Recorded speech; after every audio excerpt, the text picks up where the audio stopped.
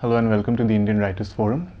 We are privileged to have Nayantara Sahgal with us today. Ms. Sahgal, thanks so much for agreeing to do this interview. When we last met you, you had just returned your Sahitya Academy Award.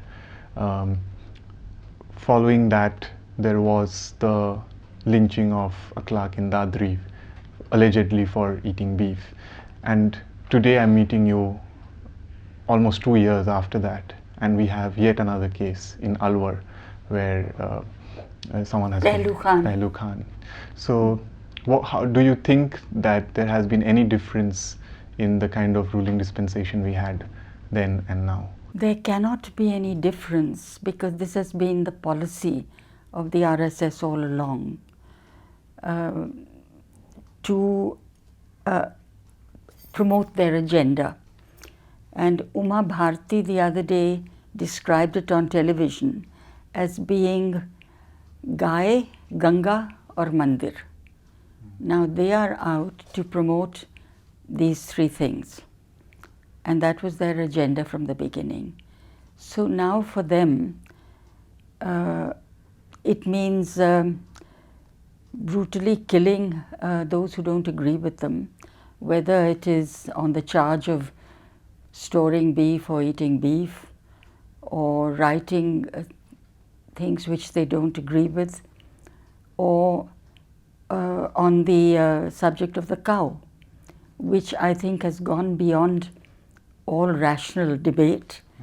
I read in the paper today that cows are going to be given identity cards, Aadhaar cards, I think. Now, I think the government has gone quite mad. It's just an insane situation where all these things are happening. If that being the case, but there was very spontaneous protests by writers. Are you disappointed with the fact that even though the Sahitya Academy came out with a statement, the government, so to say, has not yet made any progress with the murders of the rationalists and writers? I don't know if the Sahitya Academy really came out with any statement. It certainly did not at the time of the murder of Dabholkar and two previous murders. He was in fact an award winner himself. And that was the reason why I returned my award, because the Sahitya Academy is supposed to be the guardian of literature and should have spoken up at this time. And it's an autonomous body, not under the government, but it behaved like a chamcha of the government. That situation hasn't changed, I'm sorry to say. And as far as the government's policy is concerned, the government, Mr. Modi himself, makes splendid speeches with all the right things he says, you know, that people are posing as cow rakshaks. They are not really so. They must be controlled, they must be curbed.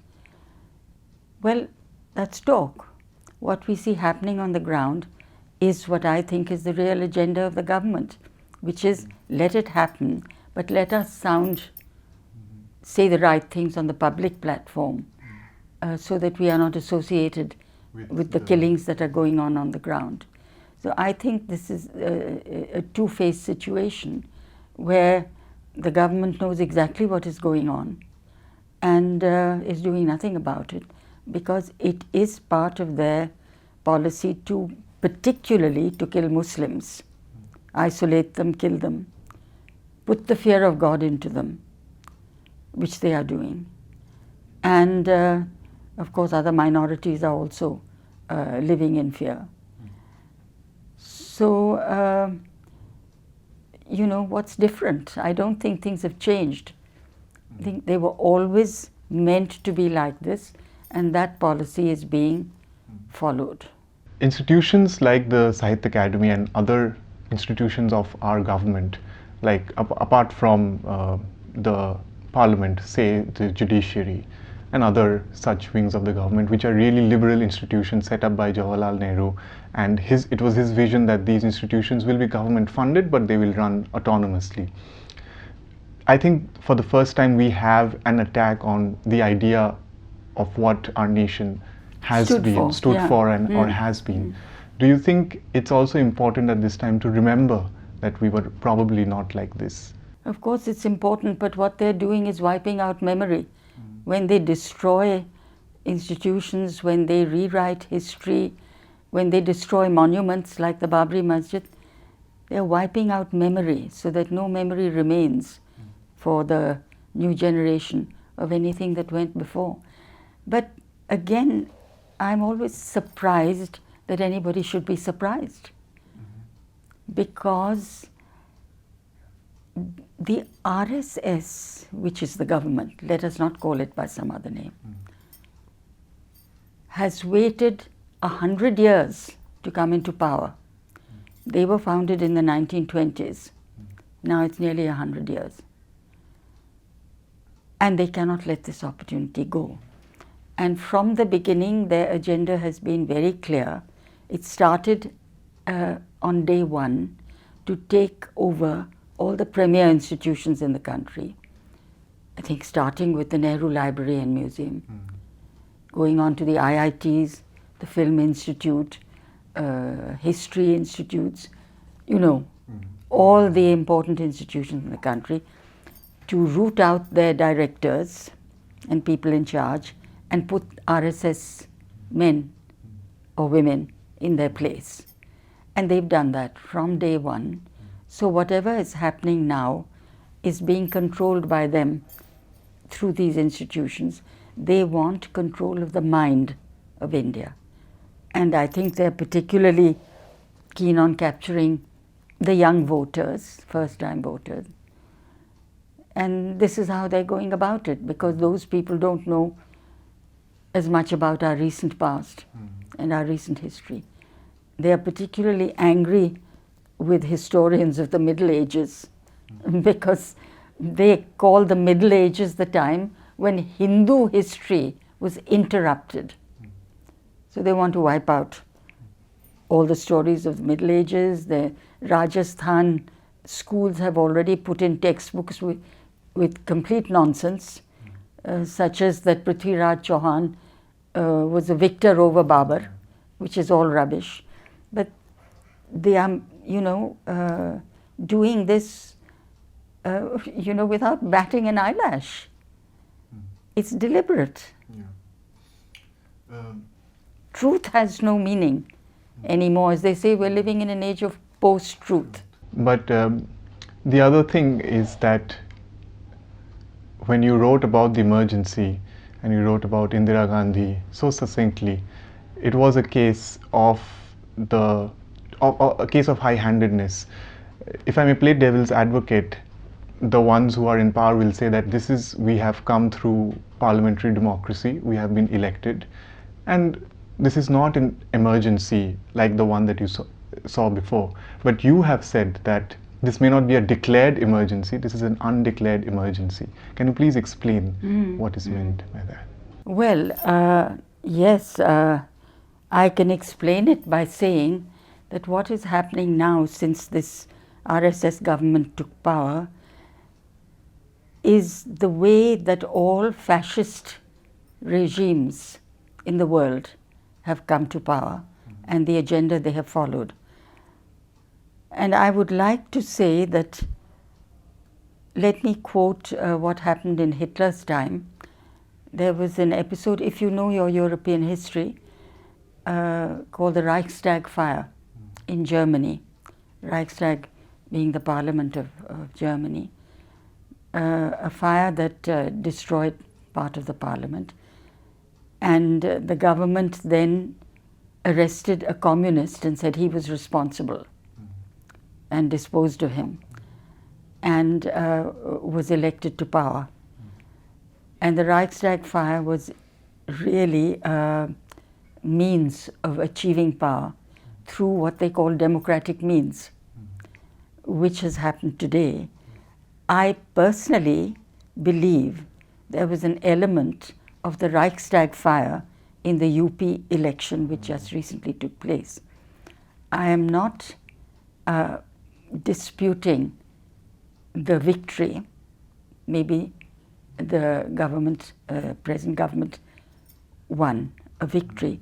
I am disputing the numbers by which it took place, which are totally unreal. And many episodes have come out since then of people who, independents for instance, who for instance voted for themselves, and on that list it appears that there was total vote for the BJP. Not possible. If the independents had voted for themselves, 2 would have been against. So such episodes have come to light. Also the fact that many European countries, including Germany, gave up the electronic voting system because fraud was so easy. I mean, look at the whole WikiLeaks situation. Hacking is very simple. It is very simple to remove software and replace it with your own software.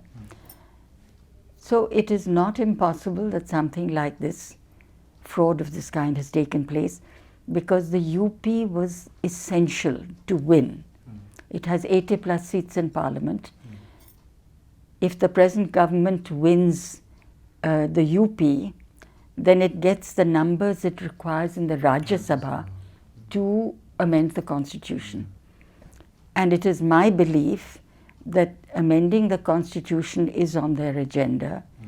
I think they wish to abolish the parliamentary system. I think they are planning to go ahead with a presidential system. And I think they will then make Modi president for life.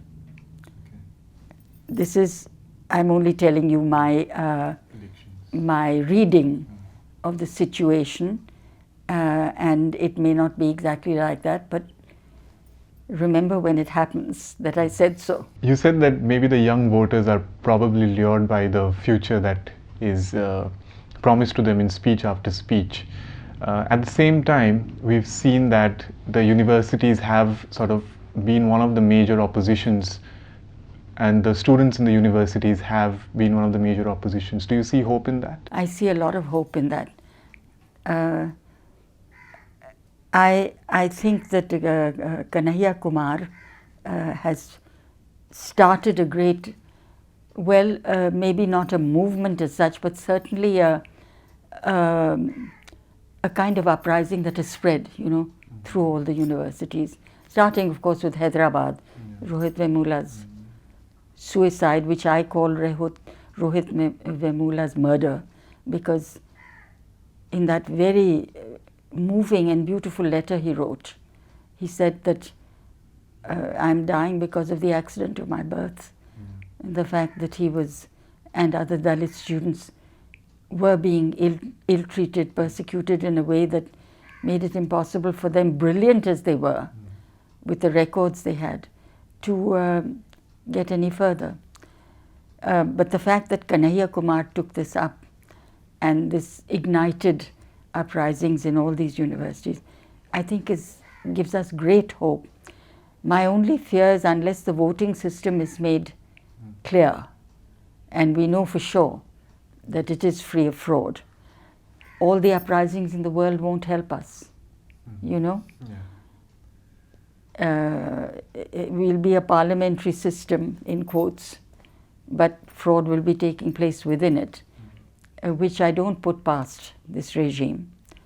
So there is that doubt, but otherwise the spirit is there amongst the most brilliant of our students, the most, how shall I say, the most idealistic of our students. It is there. There is the other generation of students. I mean, no population is all alike. And the other generation, which is not so familiar, new time voters, not so familiar with our past, and who are, I think, very infatuated with the technological progress and with our huge militarization. Make India great, Modi is always saying nationalism, and if you disagree with me, you're not a nationalist. So this kind of thing, he's stirring up a mentality of in the youth, which is militaristic, Masculine. which is calling for war almost, or agreeing that yes, let's go to war, war is great. That is happening, And well, let me say this is the classic fascist agenda, to sort of hyperventilate nationalism and militarism, two things. And of course technological advance. The Germans, between the two wars, they had been wiped out by the First World War. The kind of revival they made between the wars depended on stirring up this kind of nationalism, Germanness. We are great people. And then Hitler built these magnificent autobahns. Why? So that their tanks could roll over them to occupy Europe, which they did. Now, we are not going to occupy the rest of Asia, anything like that, but the RSS has made its, as I've been saying, its agenda since the 1920s, to make this a Hindu Rashtra. And this is the subject which they keep promoting. This is why they're slaughtering innocent, defenseless Muslims, Pehlu Khan, Muhammad Akhlaq, who knows how many that we don't hear about. Young truck drivers have been pulled out of their trucks who were transporting cattle quite legally with permissions. In one case, the poor chap got out and said, I've got a license, and the attacker tore it up, threw it away and said, we don't care about that, and beat him to death. So these things are going on. So this regime has made murder okay. Go ahead and kill. We won't catch you, we won't do anything about it. In Muhammad Akhlaq's case, his family has been made the victims. And the same thing is happening in Pehlu's case. So we are living in a time which I will call insane. These people ruling us are insane.